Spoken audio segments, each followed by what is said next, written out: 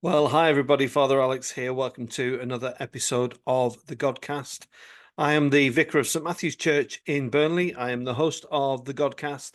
I'm also the author of the book Our Daily Bread from Argos to the Altar Priest Story, which is available in all good bookshops and online. My guest this week on the Godcast is Patrick Watt. Patrick is the chief executive of the ActionAid charity. So I'm going to be talking to him about his work and about the work of ActionAid. And I do hope you enjoyed that interview. If you do, then do check out other interviews on the Godcast. There's lots of interviews with people from a religious background, from politics, from entertainment, celebrities, and music. So do check that out. And you can follow me on X or Twitter at AlexDJFrost. And finally, the last request, it'd be great if you could subscribe to the YouTube channel. But now, enjoy this interview with Patrick Watt from the charity ActionAid. Well, I'm delighted to say that joining me on the Godcast this week is Patrick Watt. Now, Patrick is the chief exec of the fabulous charity ActionAid. So, Patrick, it's great to get you on the Godcast. How are you? I'm good, and thanks very much for the invitation. It's great to be here with you this morning. Whereabouts in the world are you? Where's home for Patrick? So home is Oxford. So I'm working at home today. I usually work at home a day, sometimes two in the week. And then I'm commuting into London, which is where the ActionAid office is, although we have other offices in other bits of Britain, in Edinburgh and Cardiff and in Warrington. But I'm based in the London office. I spend a fair amount of time traveling, so I guess no 2 weeks are the same. And so I'm quite often either traveling internationally or I'm traveling around the UK meeting with supporters and with ActionAid groups, and that's a particularly rewarding part of the job. Yeah. And just to give some context, Patrick, to people who might not be aware of you or ActionAid, just tell us a little bit about your association. Have you been with them a while, or what is your Sure. background? So I've been with ActionAid for a bit over 4 years, and I've been in the chief executive role for a couple of years now. So I joined as a policy and campaigns director in 2019, late 2019. And I came from Save the Children, where I'd worked for 11 years. And I've worked for all of my career really in the international development and humanitarian sector, working on issues of global poverty and injustice. Most of it for non-governmental organizations. So I started my working life with Oxfam back in 1997, and I've worked for a number of other NGOs in between. I did a brief stint for the World Bank in Washington, DC, working on education around the year 2000, while my wife was in the US doing a master's degree at Georgetown. So I worked in Washington for a couple of years, but otherwise NGO work based in the UK. And my goodness me, Patrick, the global situation is quite terrorizing, actually, isn't it, for many people at the moment?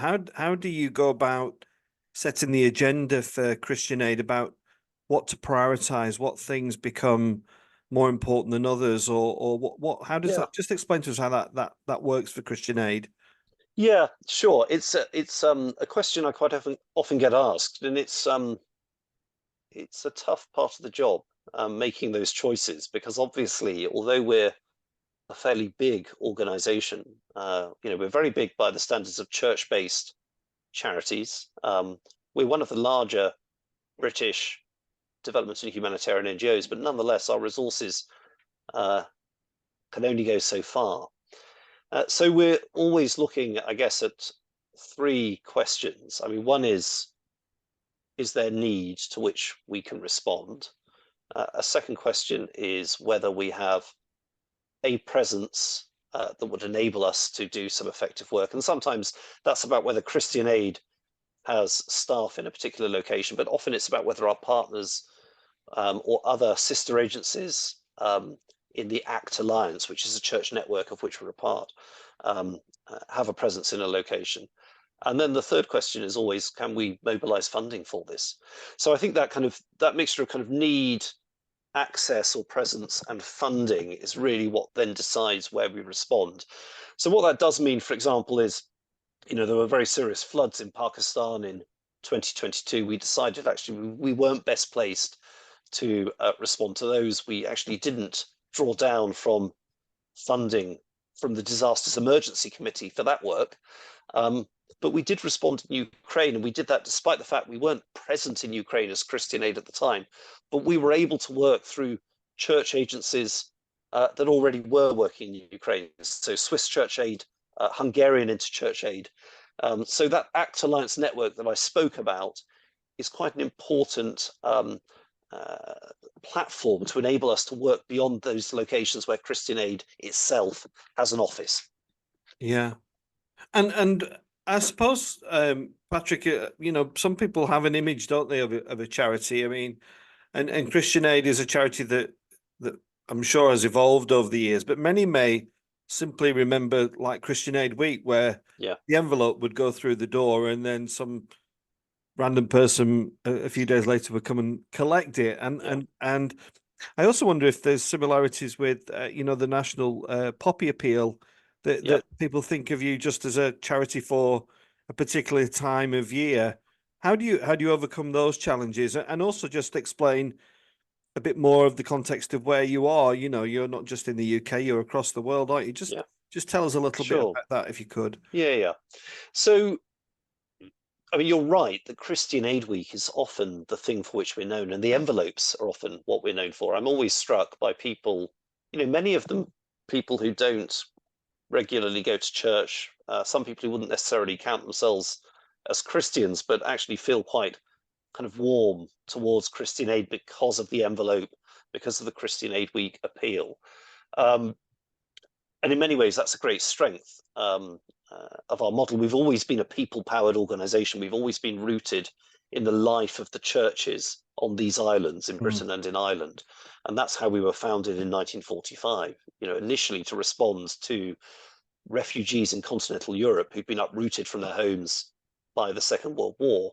And then over the intervening decades, we kind of moved into working in different countries around the world, and we're currently present in 26 countries in Africa and Asia and Latin America, doing both kind of long-term development work, tackling the root causes of poverty, but also doing humanitarian work to deal with the symptoms of urgent unmet need in contexts like Gaza or Ukraine. So that's so that's a bit about kind of Christian Aid. But I mean, to go back to the Christian Aid Week appeal, it's the longest running charity appeal in the UK, and so in many ways that's a great asset on which we can build. But it also needs to change because people no longer have cash on them. People no longer respond to door-to-door collections in the way that they used to. So I think increasingly we're seeing Christian Aid as an opportunity for churches and people in communities to fundraise for Christian Aid, doing that in a variety of different ways. And people are running and rowing and walking and swimming for Christian Aid. They're doing Bible readathons, they're doing cake sales, and everything else in between. And one of the great strengths of that kind of Christian Aid Week fundraising activity is that it connects churches to the wider community, but it also makes people aware of our work. So it reinforces our profile and the understanding of our work that then fuels our ability to raise funds and engage the public through the other 51 weeks of the year. So Christian Aid Week is incredibly important, both in terms of the money it raises, but also in terms of how it cements our relationship with the British public. And, over time, it's become a relatively smaller part of how we raise our money, but it's still very, very important, as I said, as a kind of profile raiser. And, we've got incredibly loyal supporters. We're very lucky in terms of our volunteer network. I think Beatrice Foster, I think, is the Burnley Christian Aid Group coordinator. I understand she's been supporting Christian Aid for decades in your part of the world, not just raising funds, but also being a really committed campaigner for peace in Israel and Palestine. So, it's people like Beatrice who are really the kind of bedrock of the work that Christian Aid does. We couldn't do it without that volunteer network, without those people up and down the country giving to us, not just during Christian Aid Week, but through the rest of the year. Yeah, and for people who are watching this on a national scale, B is very well known to us at St Matthew's, and will indeed be supporting our big breakfast Fantastic. this coming weekend. Patrick, I wonder whether you see the role of Christian Aid to serve communities, or actually to speak out for communities. You know, there is a lot going on, and on a national scale, and we'll touch on some of those in a moment. But locally, you know, there's a pretty dreadful cost of living crisis that we've been on the cutting edge of at St Matthew's, and we've worked through COVID. How do you see the role of Christian Aid of speaking into and responding to these things on a national level? Sure. Yeah. I mean, obviously, we're an internationally focused organisation, so there are many church-based agencies that are focused on domestic poverty and other domestic social issues. So I've never felt that it's Christian Aid's job to kind of pitch our tent on their ground, but I think it is important that we are working with domestically focused organisations. So you might be aware, Alex, of some work we've done recently ahead of the general election later on this year, with the Trussell Trust, with Church Action on Poverty, with the St Vincent de Paul Trust, which is a Catholic domestic poverty charity as well. Collaboration with them on a resource called Act on Poverty, which we've made available to churches, to communities, to encourage them to engage parliamentary candidates ahead of the election on issues of both domestic and international poverty, and to see it as a single piece. I think one of the very kind of corrosive things that's happened in recent years, as the cost of living crisis has hit people, is that some politicians, I think very cynically, have suggested that we have to make a choice between whether we care for our neighbours close to home or people we've not met overseas. And of course, as Christians, we believe that everybody is our neighbour, irrespective of who they are or where they are in the world.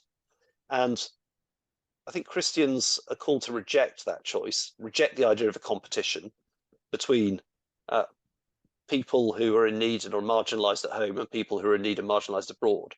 And I've been really encouraged by the uptake, actually, on the Act on Poverty resource. It's still available on our website. But I think that's an example of how we can work with domestically focused organisations in a really constructive way.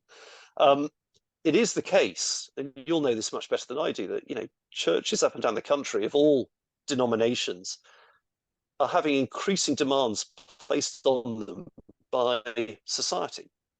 You know, the growth of food banks is one good example, but, you know, you look at the role of churches in refugee and asylum issues, you look at the role of churches in tackling street violence and domestic violence issues.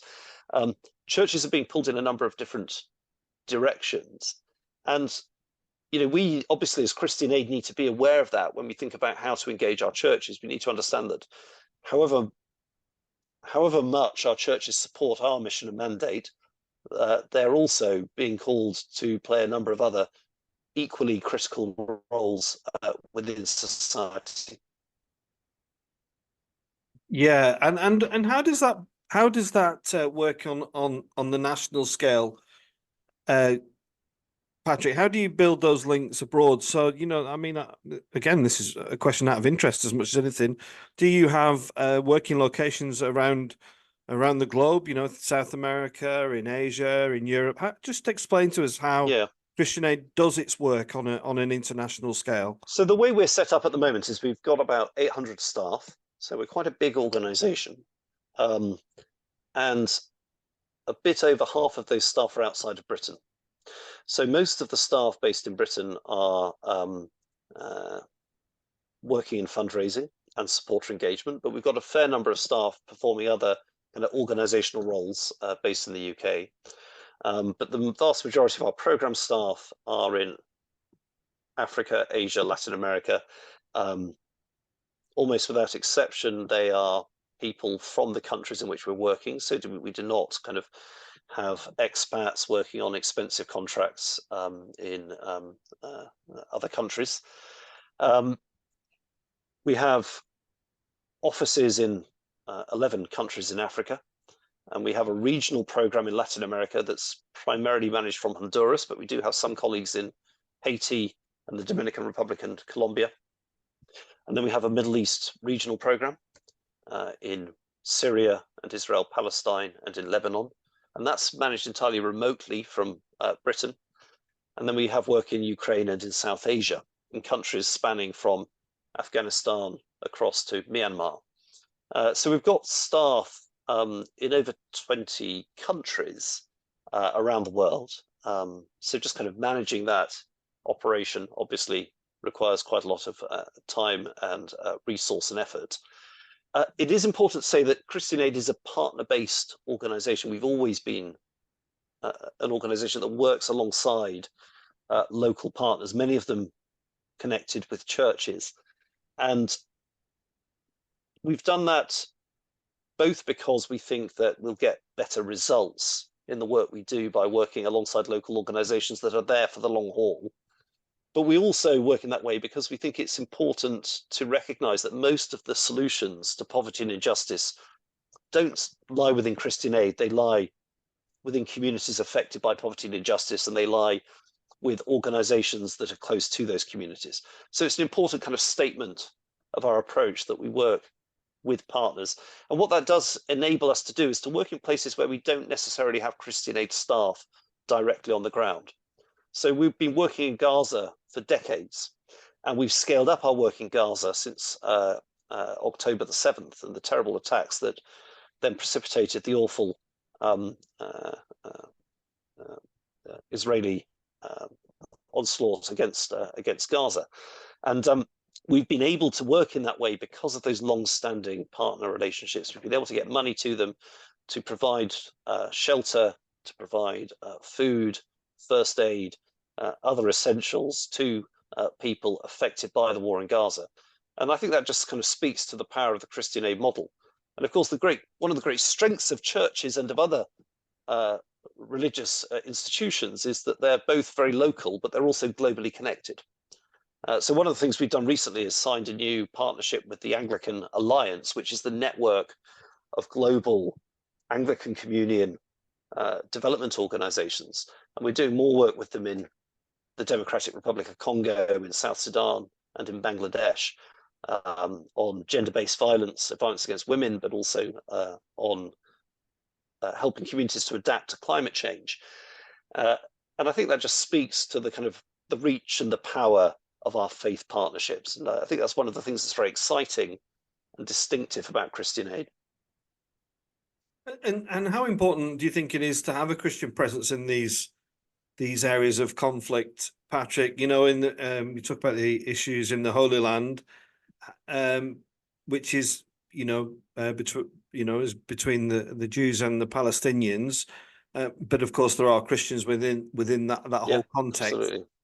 That's one argument. But then, how does ActionAid speak into the conflict in Russia and Ukraine? You know, I mean, Putin will mysteriously I don't want to get too political, but will argue he's doing this in the name of Jesus Christ, won't he? So yeah, he will. So it's important, isn't it, that I don't know what the right term is. Maybe more rational Christians have got a voice and have got something to say. What's your thoughts? So I think you're right that there is a really important place for Christian organizations that work with and for people of all faiths and beliefs, and who do that not in spite of being Christian, but because we're Christian. So, Christians believe that God's love for humankind is unconditional. And in a small way, I think ActionAid's work should be an echo of God's promise to love all people and indeed the whole of his creation. And that should be reflected in how we work with people, irrespective of their own beliefs, who they are, where they're from. And I think there's also a really important place for a Christian organization that builds bridges to other communities. So, for example, we do collaborate closely with Islamic organizations in many parts of the world, and often that's very important in terms of community acceptance. We're working at the moment in northern Kenya, for example, in areas affected by drought. That part of Kenya is predominantly Muslim. By working with Islamic organizations, we can gain acceptance from the local community. Similar experience of responding to the Ebola outbreak in Sierra Leone a decade or so back, working with Islamic organizations to help change both Christian and Islamic burial practices, which stopped the spread of Ebola. So there are often very good practical reasons why working with people of other faiths is important. We have to be thoughtful about where and how we work with churches, because there are some contexts, and you gave the example of Ukraine, where actually there are deep divisions amongst Christians. That's actually kind of part of the context for the Ukraine crisis. But I think our emphasis is always on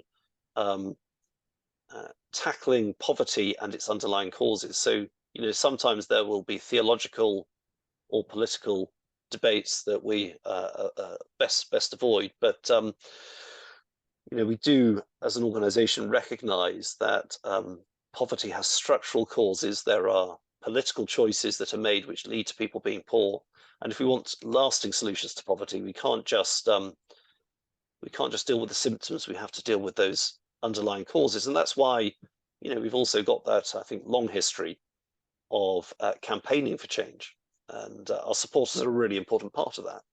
And I think back to the work we've done in the past on debt cancellation for the poorest countries, on trade justice, and on other issues where Christian Aid's voice has been very influential, and our ability to mobilise people in churches in the UK behind change has been very, very important.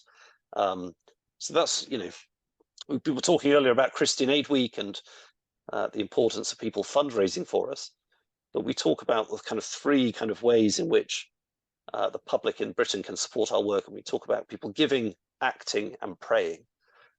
So absolutely, we need people to fund our work, but we want people to take action with us and use their voice, and we want people to pray for our work and pray for the communities we're working with. And we do believe that prayer can have a transformational effect. So that kind of trinity of give, act, and pray, I hope your listeners will kind of take that away from this conversation.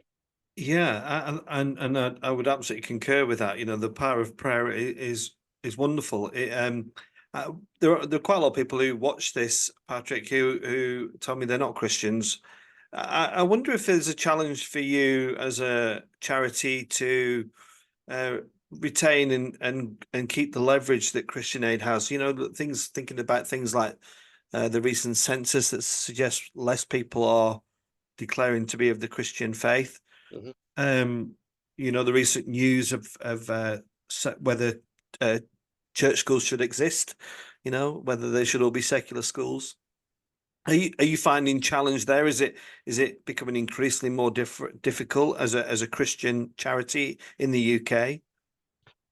I think within the sector in which Christian Aid works, we have an accepted and respected role, and I think that is testament to 80 years of working in some of the toughest contexts around the world on some very tough issues, and working with local partners and making a genuine difference. So I see Christian Aid having a lot of access, some very strong networks, and many of those networks extending beyond the churches and beyond religious organizations. I think within the wider international development and humanitarian sector, we're seen as a credible actor. I mean, of course, Britain has changed in many ways over the decades that Christian Aid has existed, but I still think there is a lot of opportunity for us to tap into support from the churches and from people who call themselves Christian. There are 7 million people who say that they have an active Christian faith in this country. we are certainly not reaching all of those people. We're not receiving support from all of those people. So I think there are many opportunities within that Christian demographic. Now, of course, there are also people who support us who aren't Christian, people who perhaps have no firm religious affiliation one way or another. Some people who are of other religious faiths. I was in Birmingham last year talking to some of our volunteers there, and a woman who collects for Christian Aid during Christian Aid week in a predominantly Muslim part of the city was telling me that if she's collecting during Ramadan, if Christian Aid week coincides with Ramadan, she sees the collection levels go right up. So that, I think, tells you something important about Christian Aid's ability to capitalize support from a very diverse spread of people in ways that maybe surprise some of your listeners. Although obviously our primary audience is people who identify as Christian, I think we command quite a lot of support from the wider British public. Yeah, and just on a personal perspective, Patrick, CEOs, I've met a number of CEOs in my time. They're sometimes charged with being kind of very black and white, and it's all about the numbers and profitability, and we've seen the all the stuff about the post office scandal come out. But maybe just on a personal level, Patrick, can we just talk about your faith and your life being involved in the Christian setting? You must have seen some quite harrowing stuff, I would guess, as the CEO, or certainly statistics and footage and coverage. Just tell us how you deal with that and how you process the responsibility of running such an important charity such as Christian Aid, and how that has affected your faith in maybe both negative and positive ways. Yeah, no, thanks for the question. I think it's a really important question. What personal motivation do I bring to this role? I mean, I've worked, as I was saying at the start of this conversation, in this sector, working on issues of poverty and injustice for the last 26, 27 years. And I came into the sector because of my faith. I mean, I think that motivated me to, without sounding too self-aggrandizing, but made me want to work for a more just world.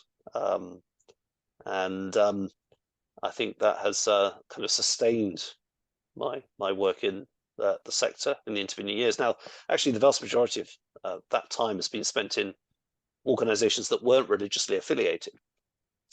But I felt that kind of Christian Aid was an organization that offered me the opportunity to kind of bring together the two kind of hemispheres of my life, my professional experience in development and humanitarian work, and my personal Christian commitment, which was an important motivator. And I also did my first degree at university in theology, so there was a kind of opportunity there to perhaps apply some of that in my working life, which appealed to me. I mean, it's true that particularly in the role I'm playing, at times it can be quite demanding. You've got a lot of stakeholders involved in Christian Aid. The churches, our partner organizations, our supporters and volunteers, our staff, our institutional funders, and so on. So kind of balancing those different kind of stakeholder needs and interests can often take a toll. I do get to travel quite a lot, and that's an important part of my role, because after all, the majority of our staff aren't in Britain. So I've spent time in Gaza, in Afghanistan, in Malawi, Sierra Leone, and Ukraine, a number of other places around the world in the last couple of years. You do often see and hear from, you do often see very difficult situations, and you hear from people who've gone through enormous suffering. But it's also, I find, very inspiring and very motivating to see the commitment, the creativity of our partners, of communities affected by poverty and injustice, to see the dedication of our staff as well, So that gives me a lot of energy. It gives me a lot of hope for the future. And of course, hope is a Christian virtue, and virtues need to be practiced. So I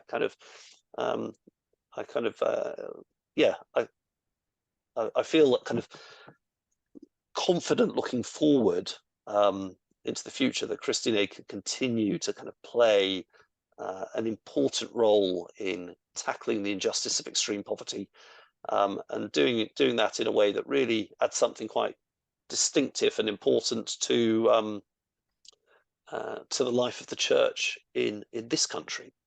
I think Christian Aid is an answer to the question that was asked of Jesus, "Who is my neighbour?" And I think for 80 years, our supporters have been kind of answering that in a very powerful way, and our partners working in countries around the world have also been answering that question. So that gives me a lot of hope. I think my faith gives me perhaps a kind of a sense of perspective, that I'm not just doing this through my own efforts. I'm not in this alone. What we're able to do as an organization is made possible in part from God's grace. So that gives me certainly, I think, a kind of sense of perspective and reassurance. Yeah.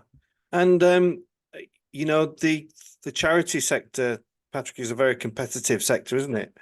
There's lots of people. I mean, I'm a vicar. I get letters, I get envelopes through my door almost every other day from one charity or another, trying to encourage me to. And I suppose there's people out there who say, "Oh, I prefer to give my money to a small charity, the local cat's home or whatever it is." What reassurances can you give people who might be watching this and thinking, this sounds like a good charity. I'd like to support Christian Aid. What assurances can you give to people that the money you receive is well spent? So we take stewardship of the money that we receive very seriously, and we've got to recognise that in a way it's not Christian Aid's money; it's money for a cause that people are entrusting to us in order to kind of use it well in support of that cause. So the money might be kind of flowing through Christian Aid, but we must always be very mindful of what it was given for, and the fact that many people actually are giving us money who don't necessarily have a lot of spare money. So I think a lot of our support is not coming from people who've got a bit left over. It's coming from people who are giving sacrificially at the expense of something else. So we need to be very respectful of that, constantly trying to minimize our costs and maximize the effectiveness of how we spend. Now, obviously, we're a large organization, and large organizations have a certain level of complexity. So, the question I'm always asking of colleagues is, can we make this simpler? Can we make this more local? Does Christian Aid have to do this work, or could we actually be supporting somebody else to do this work at the community level in the countries in which we're supporting programs? And I think that has helped us to steward our resources well. I think, obviously we do all the kind of, we have all the checks and balances internally. We audit our work to ensure that money is being spent for its stated purposes. But I think more fundamental almost than that is, the discipline of constantly testing whether we are having the impact that we're setting out to have, and whether we can do what we're doing more effectively in the future. So there's a certain amount of kind of testing, evidence generation, learning that should be going on all the time in an organization like Christian Aid. And we don't need to be just learning from what we're doing. We need to be learning from people beyond Christian Aid. And of course, many of our partner organizations are partnering with other international NGOs. So there's a whole ecosystem out there of work to tackle poverty. And we need to be drawing from the best evidence of what works and applying that in our own practice. Yeah. Patrick, it's been great talking to you. I've really found it fascinating listening to what you've had to say. A big few weeks ahead. big campaign Absolutely. on the horizon. Maybe a nice way to finish would be a word of encouragement to all the wonderful people who are volunteering their time. And like you say, some of those people, that you talk about, who are sacrificially giving, is very true. Certainly in our context, people don't have a lot of money splashing around, but to see them give what they can is quite inspiring, isn't it? And so if you could maybe just offer with a word of encouragement to those people, that'd be wonderful. Yeah, absolutely. Yeah, I mean, I think, what I would want to say to anybody who supports Christian Aid is thank you for your support, because without it, we couldn't do the work we do. And to anybody thinking about supporting Christian Aid who's listening to this, please take a closer look and consider supporting us in whichever way you can. So that obviously we love you to support us financially, but we also, if you're a person of faith and you pray, we will welcome your prayers. And if you want to support our campaigns, add your voice to some of the changes we're trying to create in the world, then please engage with us in that way.